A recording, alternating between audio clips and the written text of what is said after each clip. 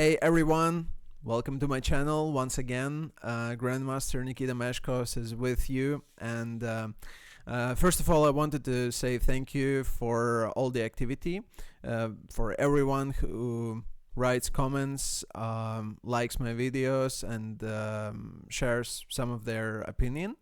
I truly appreciate your time, and in general I'm just glad that content I'm creating is useful for someone, and I'll try my best to uh, to upload videos frequently and share with my experience, and also come with some useful offers to you. So stay tuned, and yeah, basically few words about Chessify before we jump to the main topic. The Chessify platform is quite a popular one, and they are offering very useful modern tools for any level chess players.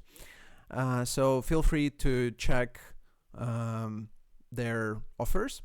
With promo code MESHKOVS20 you can get 20% off for your first purchase, and improve your chess together with Chessify. And we can jump to the main topic.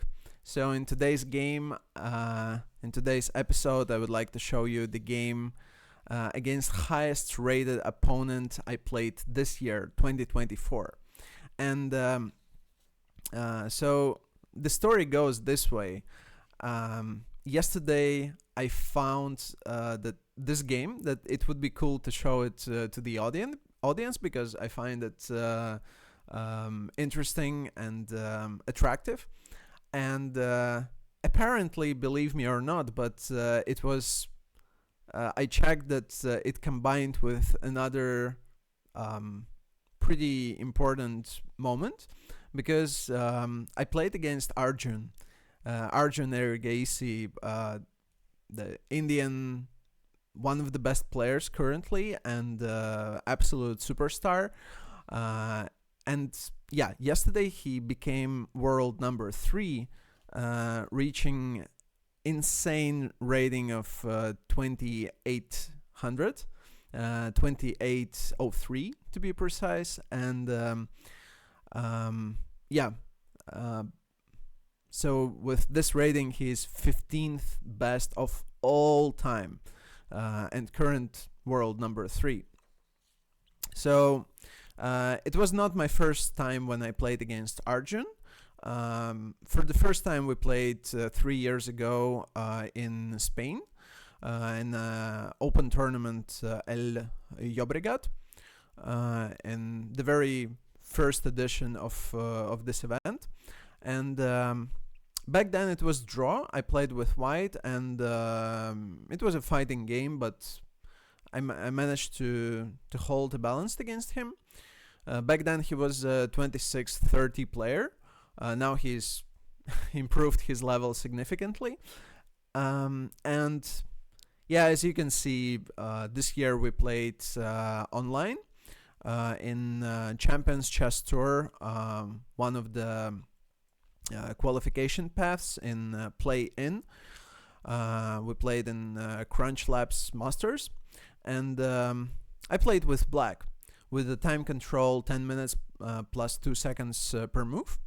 So let's jump to the game. Arjun plays d4, I play knight f6, he plays c4, I play e6. That's pretty much my standard repertoire. After knight f3 I decided to play d5, although it's not the only move I make in this position, but okay, he goes g3, and that's one of the pretty much my favorite openings overall, with both colors, because for instance I played this with white against Magnus in 2022 in European Club Cup, and made a draw. And so this time I'm playing it with white, and I do enjoy this opening a lot with both colors, and yeah, I would say that it's quite a rare occasion. So Here I used to play bishop b4 more or less all the time, going for these closed structures, retreating back either to d6 or to e7. But in this game, I decided to play bishop e7 immediately. And usually bishop e7 means that you make short castle and then you capture on c4.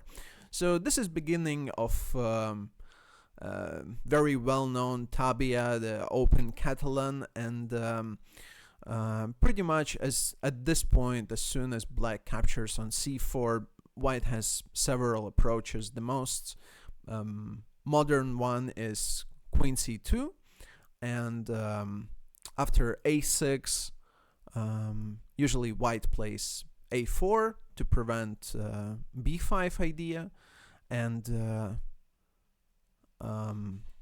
black tries to improve position of the bishop, so plays bishop d7 with the idea to install it on the long diagonal against the light square bishop on g2. So this is considered to be one of the main lines with several thousands of games in the database. But this is not the only approach. So besides queen c2, queen a4 also was popular like some 15-20 years ago. But the issue with queen a4 is that after a6, black wants to play b5 and this or that way, but white has to recapture, and after b5, queen has to retreat back. So black plays bishop b7 and installs the bishop against the light square bishop of his opponent. So this one considered to be an old theory, and even though still it's quite playable, but black usually tries to play c7, c5 as quick as possible, to get rid of this slightly vulnerable backward pawn on c7. And this is, for that reason, usually white tries to choose queen c2 over queen a4. But also I wanted to mention here that when I was about to start playing Catalan with white, it was already 7 or 8 years ago. I was a bit afraid entering all these complicated type of positions, and I had very limited knowledge with white. So instead of going there, I prefer to choose, I have to admit, I had to choose a bit lazy approach with knight e5, with the idea that white just wants to recollect the pawn on c4 and also simultaneously opens up the bishop on the long diagonal. So this line is less popular compared to both queen c2 or queen a4, but it's very straightforward. You get pawn back, and you should be happy because white has also a comfortable position in the center. And but of course, when it comes to the top level, no one gives you a pawn for free, and here theory goes this way. So black plays knight c6 and counter-attacking the center. So pretty much here both captures on c6 are possible, knight c6 and bishop takes c6. So for instance, after bishop takes c6, b takes c6, white captures twice and then trades on e7, and we have this type of position with opposite bishop color middle game, where white squares are slightly light squares are slightly weakened around the king, so potentially black can try to create some pressure against the king and also use some semi-open B and D files, and this line considered to be quite comfortable for black because they're just giving up this c4 pawn and tries to obtain some activity. But Arjun decided to choose completely different path. He played knight takes c6, and after b takes c3, he plays knight a3. So with this knight a3 move, it's a completely different story, because obviously white wants to capture in c4 and forces bishop takes a3, b takes a3.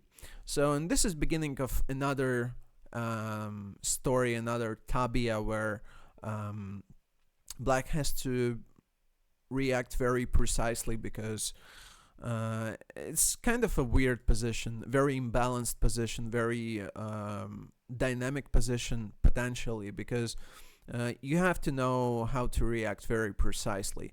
At the moment, black has triple pawns, white has double pawns on the a file, and well, usually all the coaches in the world says in the beginning that double pawns and triple pawns is nothing good for your strategy, but also doubled and triple pawns clearly indicates that there is a higher dynamic potential in the position.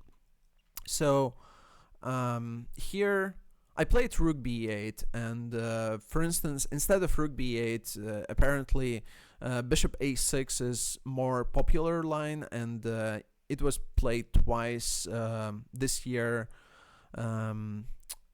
by Hikaru Nakamura and Jan Nepomniachtchi against Erigaisi. And so, for instance, Queen d2, Arjun played against Nakamura. It was title Tuesday, and yeah, this is the key element of this setup, is that white comes with the queen to a5, and black sort of creates this anti-fragile structure on the king side, on the queen side, and then tries to open up the center. So, for instance, as soon as there is a pin on the d file, black plays c5, and after bishop c3 opens up the game. So this was the game by Nakamura, and he managed to get a very big advantage, because one day, as soon as light square bishop is not anymore on the board, bishop on b7 has huge potential. But the game ended in a draw. So another game was by Nepomniachtchi, and here Arjun plays queen a4, and also here it was similar approach by white. He still comes with a queen to a5, and rook comes to d1, and yeah, here white had a very comfortable position, because they managed to get everything, and they're having perfect control over the center. They're controlling b5 squares, they're controlling diagonals, and these pawns are pretty much can't move at all. So in the later stage of the game, Nepomniachtchi tried to obtain some activity in the center, but in fact king became very vulnerable, and in the later stage of the game, white converted their advantage smoothly. So going back to our game, after b takes a3, I played rook b8, not the very precise move, I have to admit. So Arjun plays queen a4, I played rook b6, and the point why this move is not very precise is because now queen c4 is already very possible. So the point is that bishop a6 is not as good anymore, because white can retreat back to c2, support the e2 pawn, and queen d4 runs to bishop e3, hitting a few major pieces. So queen b2 or rook b2 are the only options not to lose some material. But then, after giving up queen temporarily for the pawn. White regains the queen and then plays something like this. So with a bishop pair and the open field, it's actually very much preferable for white. So, but this opportunity was missed, and luckily we played a rapid game, 10+2, and Argent plays rook d1. I play bishop a6, so now my position is again pretty much okay. Here I missed that I could have played bishop b5 and making such a bit weird move, rook a6, to take control over the a4 square. Not something what you do when you're not playing this line pretty much frequently. So I made the standard move queen c8 instead of bishop b5, and then improved my major pieces. Made another improvement, h6, to creating a luft for the king, and also taking g5 square to prevent bishop g5. Bishop a3 is also very standard move, so I'm playing queen b7 to meet bishop e7 with some rook invade to the second rank. Argent plays queen c3, I play rook b8, preparing some action on the b file as soon as there will be a chance. So, and pretty much at this point, white has a little bit more pleasant position because I have no entry squares, and pretty much I have to wait. And Argent played quite energetically, as he always does. He plays bishop c5 followed by queen a5, hitting some targets on the a file, and I was prepared against that, so I play rook b2. And here, in fact, white had to improve their position, like make some waiting moves, not change any character of the fight, like maybe just retreat with the queen, like queen c3 and so on. But instead, Arjun captures the pawn on a7, and this helps me a lot because now I get an a file, and there is a chance of creating some threats like bishop c5, and I already have this bishop b5 in the air.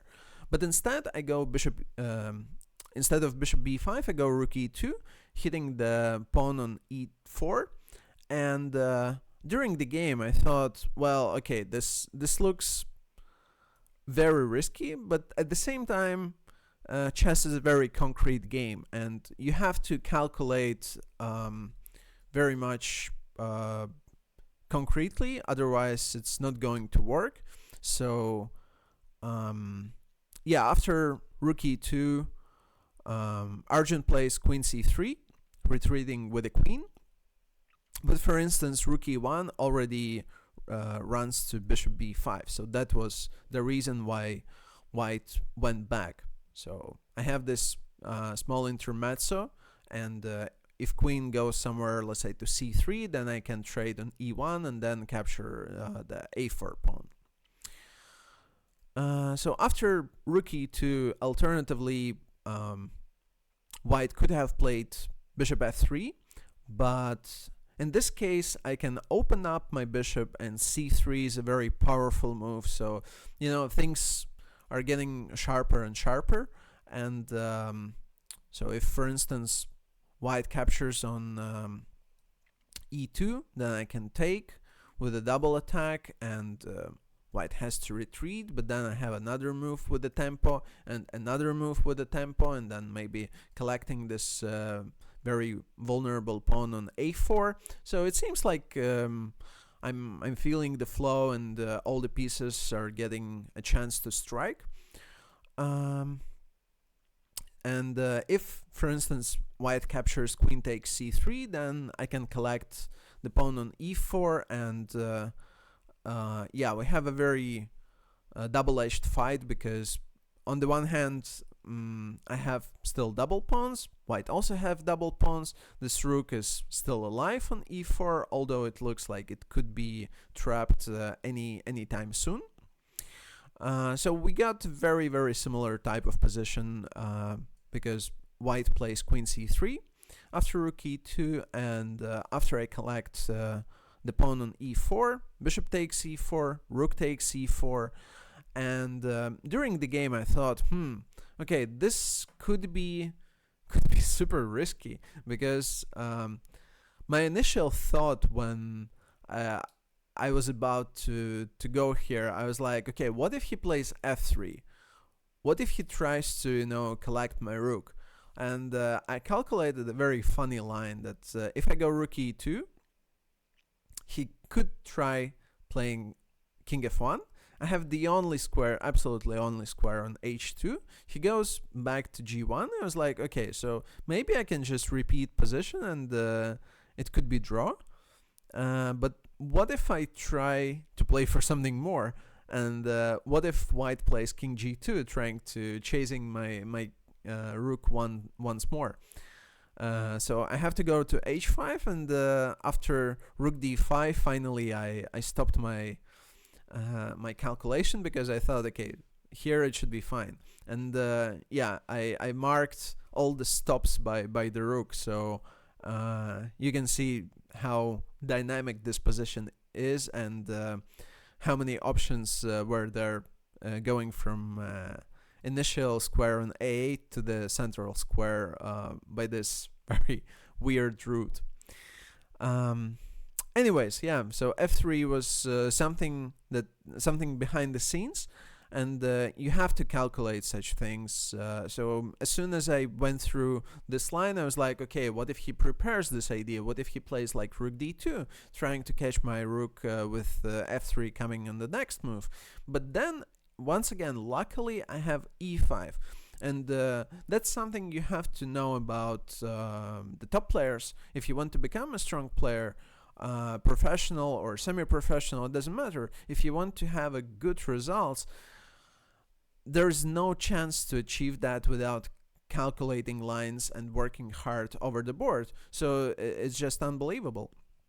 And pretty much after e5, if white plays f3, sort of boxing my rook in the center, then I have this intermezzo once again, and then my rook is completely free, going back to the 6th rank, and after some bishop g7, rook g6, my major pieces bounces out, and I can collect on g3 or h3, and I have no idea what's happening here, but yeah, at the very least, it seems like a very complicated and sharp fight.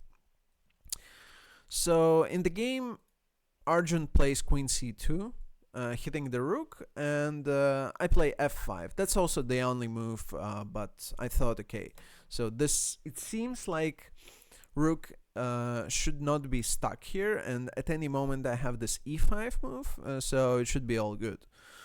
But for instance here, after queen c3, I just played queen e8, and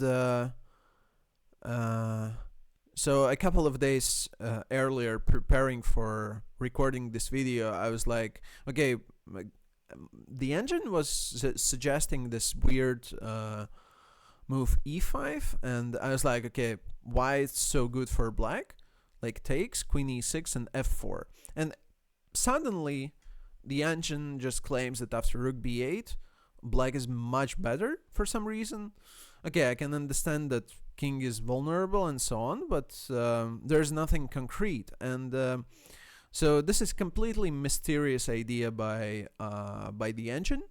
So I would not consider, and I did not consider such an approach during the game.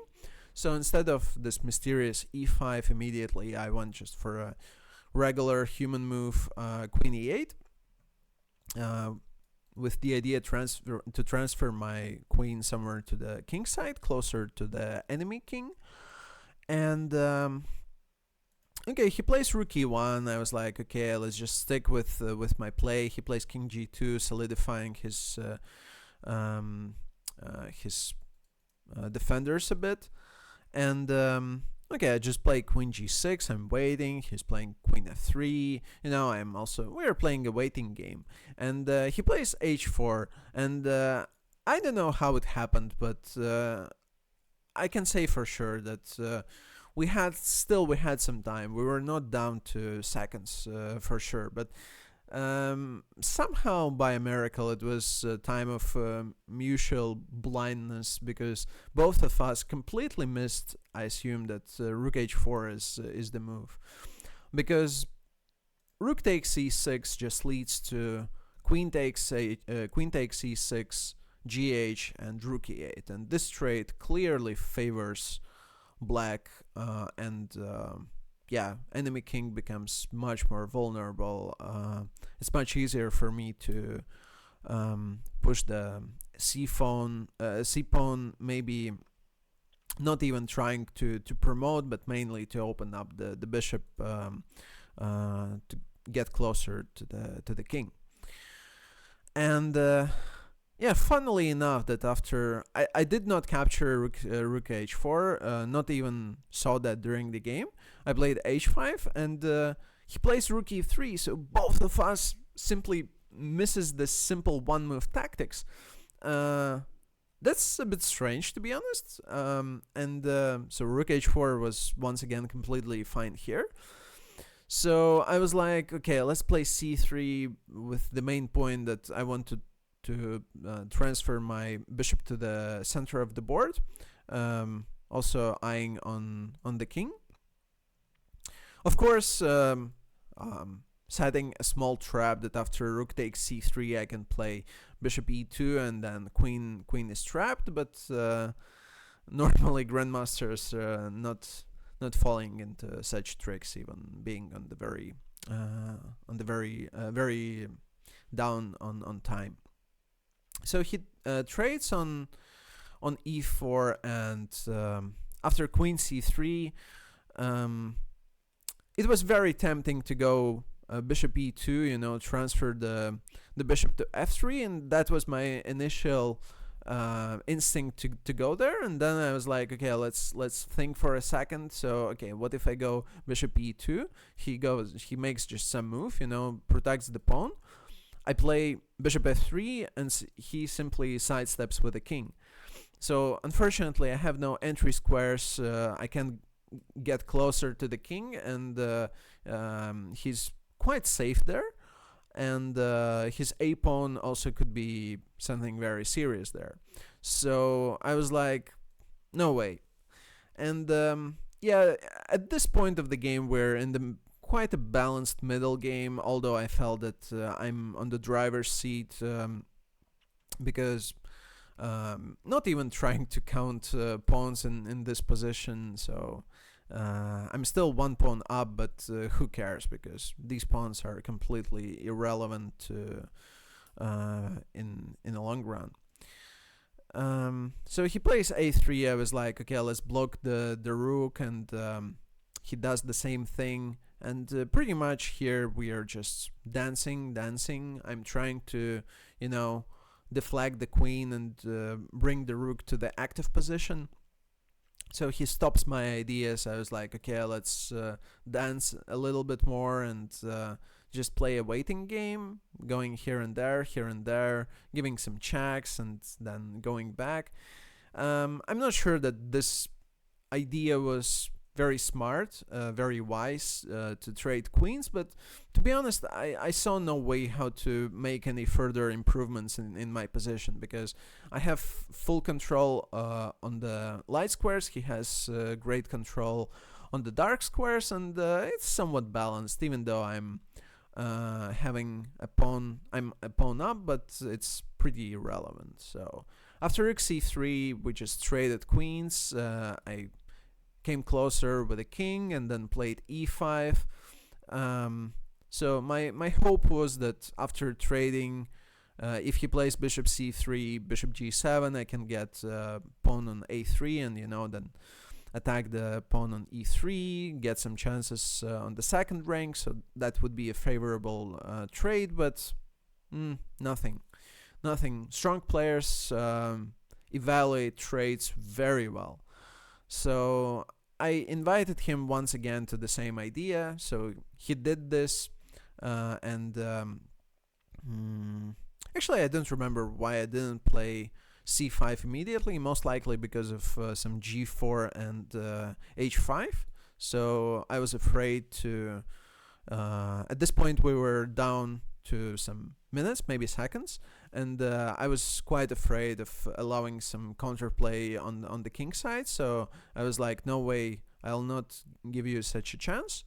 So I was blocking his ideas on the king side and relocated my pieces. So here he played king g2, but for instance after rook d4, if I sidestep with a king and we trade rooks, it's just a very simple draw. So it's, opposite bishop color and ending, no matter what, you have extra pawn, you have not extra pawn, so it should be just very easy because king comes closer and blocks these pawns on any of the squares, so it should be a fortress. But Arjun plays king g2, and I was like, okay, let's not really pretending for anything. At this point I was just trying to do what position claims me to do, still pretending to have some activity. For instance, if rook c6 would happen in the game, I would be very satisfied because trading these two pawns to get such a passer in the center and blocking the rest of both g3 and a3 pawns would be very promising, although it should be still a draw, but I would be in the driver's seat. But Arjun plays it very safely, and he plays king f2, comes closer, so we trade rooks, and at this point there is already no intrigue because pretty much he's coming closer with the king, we're trading one pair of pawns on the queen side, and already here it was clear that it's just a fortress because neither me or him can make any progress, so we repeated position a couple of times, and after king c4 agreed to a draw. So this was my experience, second game against Arjun after 3 years of break, and yeah, I have to say that facing such a strong opposition motivates you to work more and examines your abilities, your skills, your opening knowledge, your ability to calculate lines, and so on. So I'm very thankful for such a chance to play online against top players, and I will follow very closely the tournament they're playing right now. So yesterday Arjun managed to beat Vidit with black, although it felt like he was defending almost the whole game, but yeah, he's playing some incredible chess right now. So thank you very much for your attention, and as I mentioned in the beginning, I'll try to be to upload videos frequently and to share with you all the interesting content. Thank you very much, and see you soon again.